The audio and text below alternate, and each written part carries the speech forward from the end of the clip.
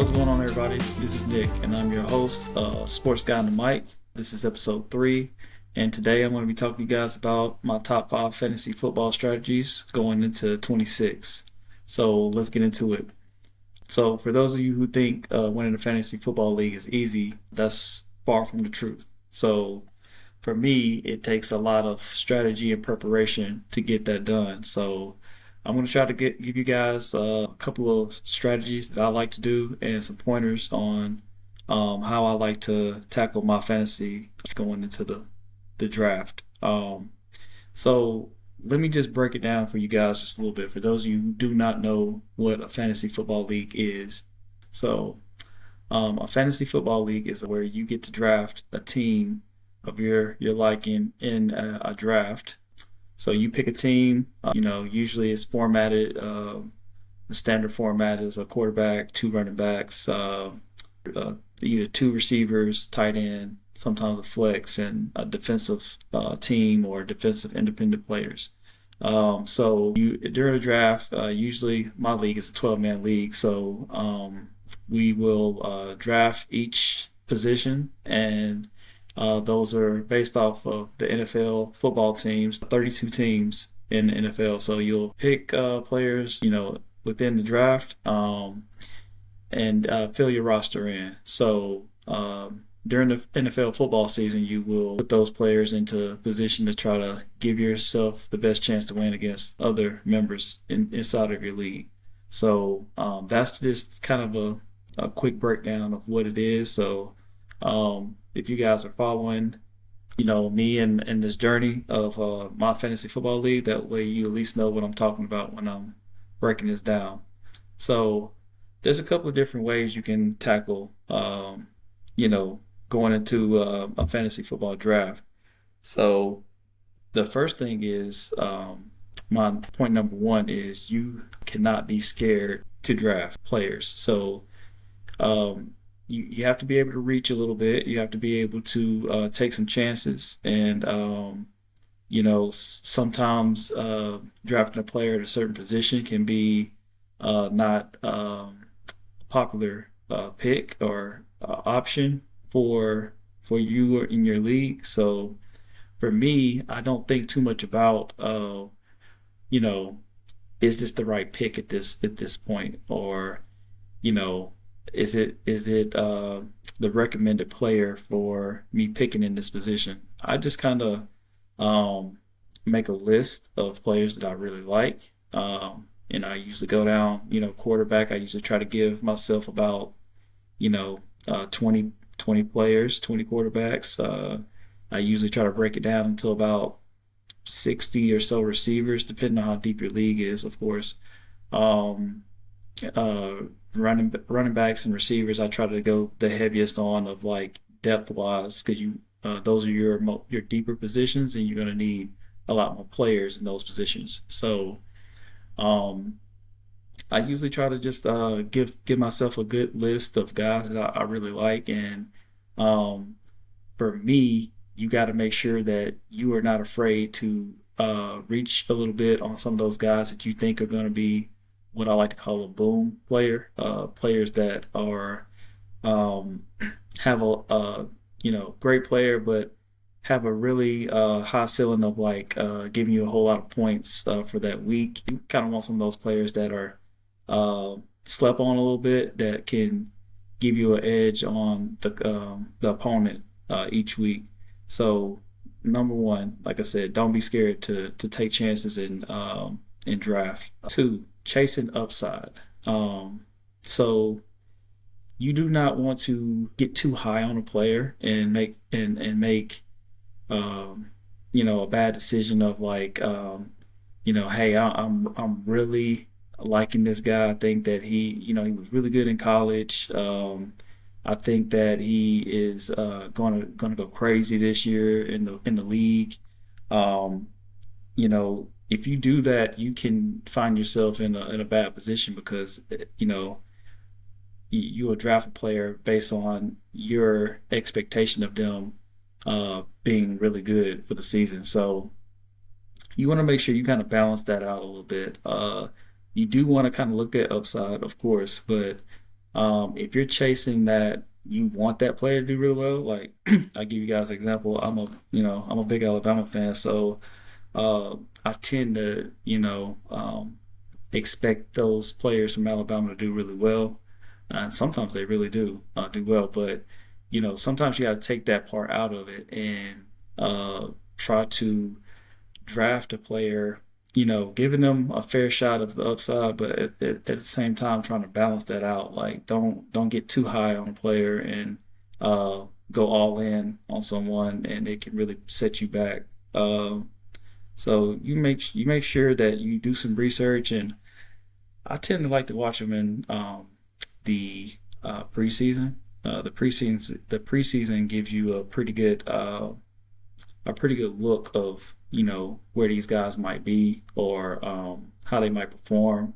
Um, which kind of messed up about the whole thing is the preseason is kind of they've kind of knocked the season down a little bit, so we're not getting a full sample size of like some of these uh, upside players you want to call them. You're not getting a whole lot of chance to see these guys perform, so you're really taking a big gamble on reaching for these guys and hoping for the best. So, so just be careful with chasing upside. But you do want to make sure that you kind of balance that out, and you do want to kind of give yourself an opportunity on that end to maybe hit on some of these guys that might be slept on. So, um, number three, know your league settings. This is a big one. I've played in multiple leagues, and I still play in multiple leagues. And each one of those leagues are a tad bit different. So you want to make sure that you know your point system in your league. You want to make sure that you know, are you in a PPR league? Are you in a standard league? Are you in there's some bonus leagues out there that give you bonuses for big plays and stuff like that. So knowing your league setting and how the point system is set up will help you draft the right way. I will draft totally different if a PPR league versus a standard league. So, make sure that you break that down, dig deep into the settings, and kind of see what the point systems are, what the rules are. Knowing if you're in a super flex, knowing if you got that opportunity to play two quarterbacks or multiple receivers, tight ends, running backs. So you want to know really well what those leagues settings are, and that's going to give you a pretty big idea of like what you need to do for the season and how you need to tackle drafting your players and filling your roster out. So make sure you're doing that. Number four, we're going to go with stay active on the waivers. The waiver wire is something that you need to be very good at. Keep your eye on it. Keep your eye on certain players. Where I mess up is, I got some buddies of mine. We'll talk waiver. Some guys that we're looking at, and you give someone an idea of someone you're looking at, and then you go look on the waiver wire, and bam, they're gone. So, you know, kind of be on the hush about the waiver wire. Look at it, watch it, look at some players that you're seeing that might not be on a team at that moment, and put them on a watch list. Watch them closely, and when you get the opportunity, you probably want to grab that guy if you got room on the roster for him and put him on there, and just kind of sit and watch him for a little bit. Maybe he can be that. There's plenty of times I've grabbed someone off the waiver wire, did not play them for 2 or 3 weeks, and they end up being a crucial part of my team and win me a championship on the back end of the league. So um, that waiver wire is something serious. If you don't work it right, you can really put yourself behind. And you will see those guys that hit that waiver wire all the time and actually can go from a very bad team to a very, very decent team towards the middle and end of the year. So those people that can work that waiver the best usually give themselves the best opportunity to win. So you want to make sure you know how to work that for sure. And some of these leagues have, I know my league, we have a budget that you get. Everyone gets a budget of how much they can spend on the waiver. Because I know some of the standard leagues are like if you are in last place or you have not worked a waiver in a while, you get kind of put to the top, and you have the first opportunity to grab uh, someone off the waiver wire. So it's kind of going in you know, who was the last one to actually pull someone for the waiver, and you'll kind of sit at the top of the list and get the opportunity to grab someone. I kind of like the way we do it, and actually a few of my leagues do it this way now as well. So having that budget, it's free game. If you got enough money to spend on that player, and it doesn't matter if you grabbed, two or three players last week before you, if you have enough money to bid on the players, then they can be a part of your team if you outbid the next guy. So I kind of like that way. That way if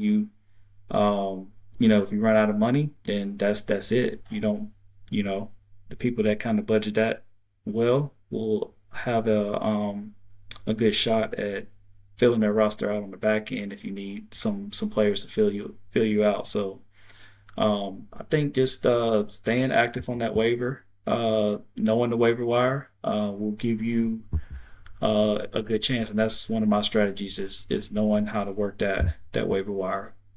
Um, so the last thing is I'm going to talk to you guys about for the strategies is trades.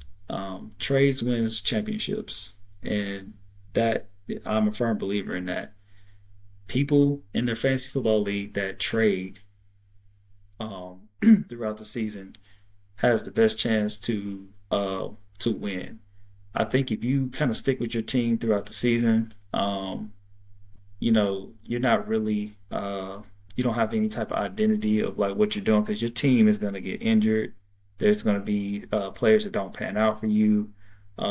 There's players that do really well on the front end and don't do too well on the back end. So predicting players and how they're going to finish is a big part of it, and then getting ahead of some opportunities with trades will help put you in positions to win towards the end. So I try to make a few trades a year. I try to.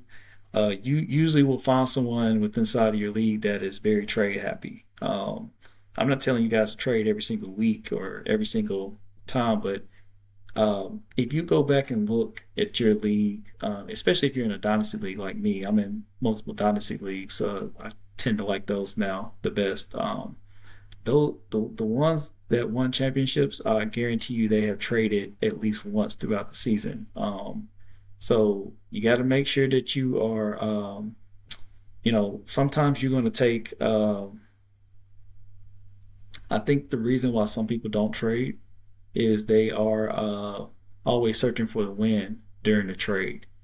And what I found is that sometimes you have to look at the bigger picture on the trade, and the trade might not look well for you on paper in the front end, but you predicted it right towards the end. You know, so I mean, I got some I got into one league, and I had Christian McCaffrey, I had Antonio Brown. I want to say I had Saquon Barkley, and some other people. But that was, I traded Saquon, Christian McCaffrey, and that was the two main players, and Antonio Brown. I traded him as well, and got a bunch of. And this was a dynasty league. So for those of you who are familiar, a dynasty league is, you draft a team and you keep that team. That's your team going forward. Then you get, draft picks throughout the season that you can draft rookies with. But I was at a point where I was like, yo, I had just inherited that team, and that's kind of what I came in with. Played with those guys one season, and I traded all of them. I just blew the whole team up. And with those players, I got some great draft picks coming into the next season.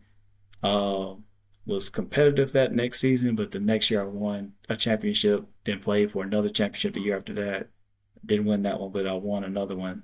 So you know that trade is what set me up for those championships. So I think making trades and trying to find ways to find people inside your league that are willing to trade and keep those guys in mind. And going forward, you might have a trade partner there and able to switch your team up if you need to.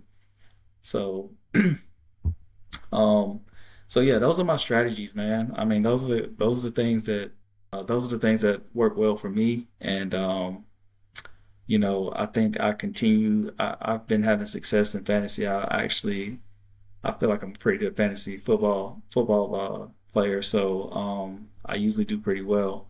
Uh, so until things don't work the way I would like them to, I'm going to continue to keep those strategies in mind, and I just wanted to share those with you guys and give you my inside look at it. And for those of you that don't have a fantasy team, you can follow mine if you want, and and I will give you guys a inside look at what the decisions I'm making of who I'm putting in certain spots and why I decided to put them there, and hopefully I'll win every single week because I don't like to lose fantasy games, but you can't win them all. But the ultimate goal is to win a championship. So we will see how that goes. But yeah, so I talked to you guys about one of those big trades that I did, which was the Christian McCaffrey and the Saquon Barkley. That's probably the biggest trade I ever done. Um, because I traded both of those guys, Christian McCaffrey, Saquon Barkley, and Antonio Brown all at one time. And that's the biggest trade I actually, sent out and was accepted. Uh, but I'm trying to think. The biggest steal that I ever got in a fantasy, I'll say the biggest steal I ever got was probably, I would probably say Jalen Hurts. Jalen Hurts. I drafted Jalen Hurts in one of my leagues with I want to say like the fifth round pick. And the reason I'm calling that a steal is because quarterback drafted he didn't start right away, and he came in. I want to say later that his rookie year ended up playing a little suspect, but that next year he started to really put it on fantasy wise and score a lot of points, um and then the year after that he was just like um, a touchdown, tush push, getting in the end zone, just getting those extra points for fantasy value wise, and ended up being one of the top quarterbacks in the league fantasy wise.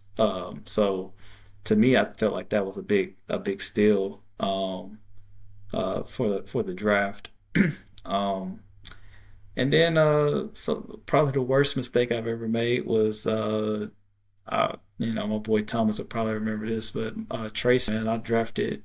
I think it's Trayson. I think that's his name. Running back for Ohio State. Um, he was, pretty good running back coming out of college that year, and I was like, man, I needed a running back for my dynasty league, and I was like, I think I might have had like the fifth or sixth pick of the draft, and I drafted Trayson.